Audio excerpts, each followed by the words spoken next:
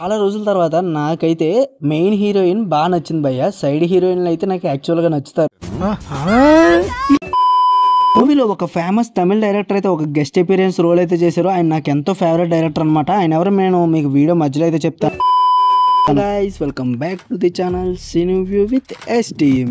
ఈ రోజు మనం చూడబోయే రివ్యూ వచ్చేసి మూవీలో మనకు తెలిసిన యాక్టర్ ఎవరైనా ఉన్నారంటే కెవిన్ గారు ఒక్కరే. ఆ ఒక్కరు కూడా మనకి ఎలా పరిచయం అంటే దాదా మూవీతో, అలాగే ఆకాశవాణి వెబ్ సిరీస్తో మనకి పరిచయం అనమాట.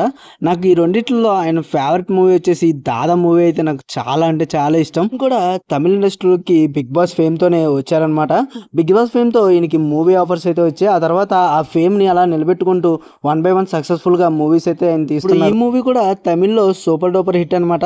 ఇప్పుడు తెలుగులో ప్రైమ్ వీడియోలో అయితే మనకి స్ట్రీమ్ అవుతుంది. ఈ మూవీని మనం ఎలా చూడాలనేది మనకి డైరెక్టర్ ఎలన్ గారు ఒక ఇంటర్వ్యూలో అయితే చెప్పారు.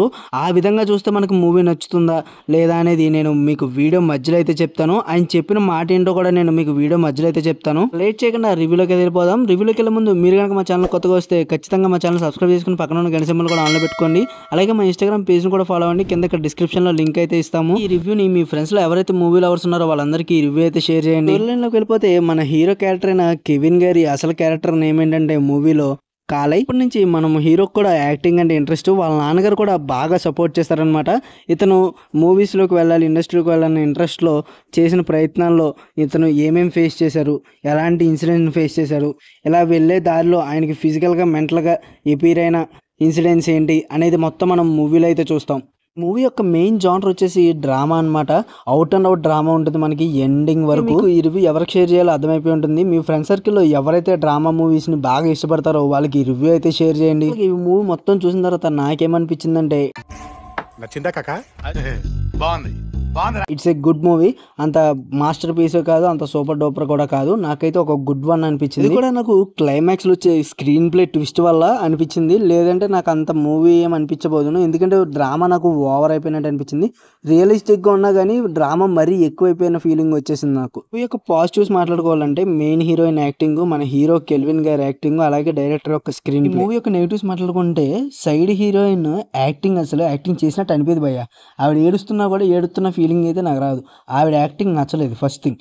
ఇంకోటి వచ్చేసి మ్యూజిక్ కావాల్సిన టైంలో కావాల్సినట్టు పడలేదు అనిపించింది నాకు.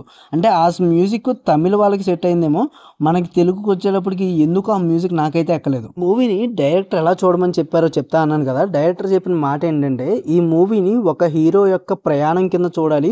అతను ఎక్కడికి రీచ్ అయ్యాడు అనేది కాదు, అతని యొక్క ప్రయాణం అనేది చూడాలన్నారు. మూవీ కూడా మనకు అలాగే ఉంటుంది. ఆ విధంగా చూస్తే మనకు మూవీ అయితే గుడ్ వన్ అనిపిస్తుంది. Guest appearance Tamil famous director ఎవరో కాదండి, మన వెట్రిమారన్ గారు. ఆయన మూవీస్ అంటే నాకు చాలా ఇష్టం.